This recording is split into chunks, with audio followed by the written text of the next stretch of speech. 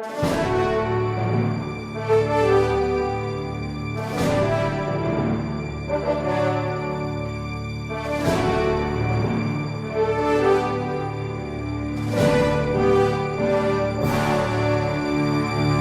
que Padre Pio apanhava do demônio? Bom, muitas pessoas se perguntam como explicar essa realidade de que o demônio, um anjo imaterial que não tem corpo, conseguisse agir na vida de Padre Pio e fazer com que ele sofresse agressões físicas.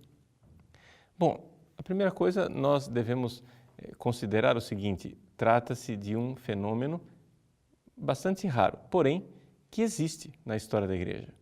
Nós podemos encontrar, por exemplo, a narrativa da vida de Santo Antão do Egito, feita por Santo Atanásio, em que vemos que Santo Antão realmente sofria esse tipo de agressão. O próprio São João Maria Vianney, o cura d'Ars, padroeiro dos párocos, também sofria agressões físicas de Satanás. E assim, o Padre Pio.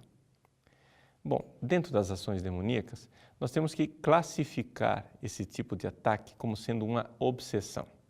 Veja, é um ataque extraordinário do demônio, não é como uma tentação comum.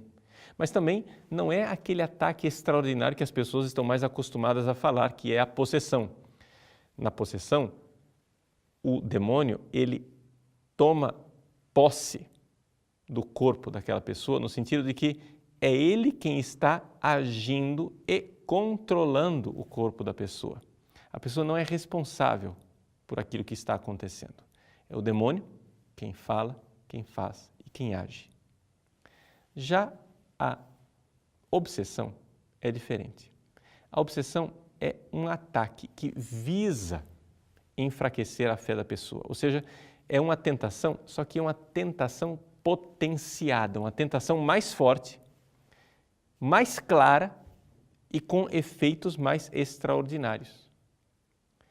Eu não vou entrar aqui nos detalhes dos tipos de obsessão, porque isso precisamos abordar no nosso curso de demonologia.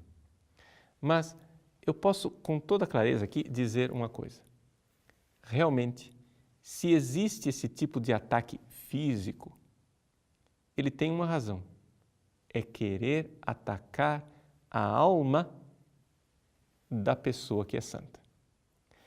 Ou seja, o demônio, ele é certamente um invejoso.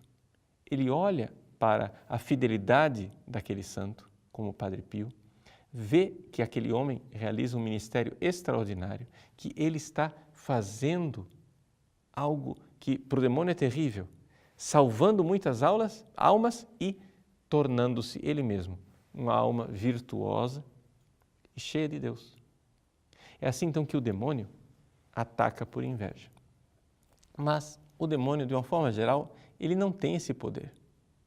Se ele consegue atacar, é porque então entra aqui uma realidade ainda mais misteriosa, que é a permissão divina. Esse tipo de ataque demoníaco só ocorre quando Deus o permite. Nós podemos ficar escandalizados e nos perguntar, mas por que Deus permitiria uma coisa dessas? Mas trata-se de uma eleição, trata-se de uma escolha, trata-se de santos com uma missão especial dentro da Igreja, em que Deus permite que eles sejam atacados, que sejam vexados pelo demônio desta forma. E porque Deus conhece aquelas almas e sabe o amor que elas têm. Deus não permitiria o mal se deste mal não pudesse tirar um bem maior. Então, permitindo esse tipo de ataque e de tormento, Deus está dando àquela alma uma ocasião de amá-lo e de amá-lo de uma forma esplêndida.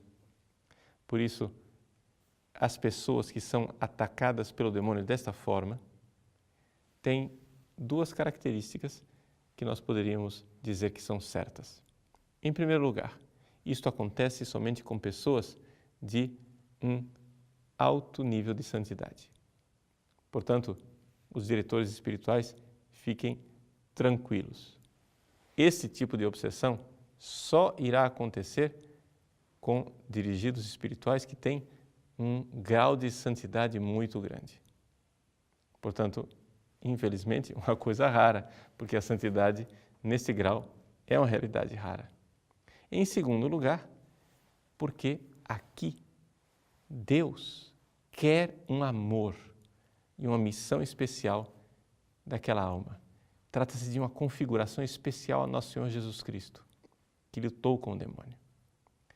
Para nós entendermos um pouco qual é a ideia de Deus que está por trás, qual é o plano de Deus que está por trás ao permitir esse tipo de coisa, eu gostaria de contar uma pequena história que está nos ditos dos Santos Padres a respeito de Santo Antão. Conta, então, a história que Santo Antão um dia estava lutando com o demônio e travava com o demônio uma verdadeira luta física. Santo Antão, então, invocou a presença de Nosso Senhor, clamou por Jesus. Salvai-me, Senhor. E, de tanto clamar, Kyrie eleison, Senhor, tende piedade, o demônio, então, se retirou. Naquele momento em que Antão finalmente conseguiu a vitória sobre o demônio, Jesus aparece. Santo Antão ficou um pouco triste. Olhou para Jesus e disse: Senhor, onde estáveis quando eu mais necessitava de vós? E então, Jesus, com um olhar de misericórdia, olhou para Antão e disse: Antão, meu filho, eu estava aqui o tempo todo, mas eu queria te ver lutar. Essa é a realidade. Deus gosta de nos ver lutar.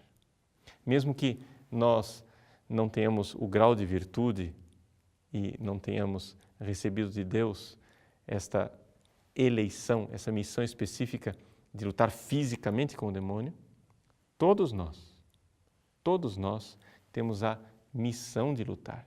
E talvez aqui encontremos mais uma razão, ou a principal razão, para que Deus permita isso com estes homens santos. Eles são para nós uma espécie de sinal, uma espécie de sacramental do fato de que é uma luta a vida do homem sobre a terra. E se eles travaram essas lutas físicas, nós, que não temos a mesma eleição e não temos a mesma santidade, devemos, porém, ficar atentos, porque também nós devemos lutar. E é nessa luta que nós podemos manifestar para Jesus o nosso amor. Portanto, se você luta e luta constantemente, você está demonstrando o seu amor por Cristo. Não existe uma outra maneira de nós mostrarmos aqui nessa terra o nosso amor por Jesus, a não ser sendo firmes e fortes na luta contra a maldade e entregando a nossa vida, mesmo que isso nos custe sofrimento.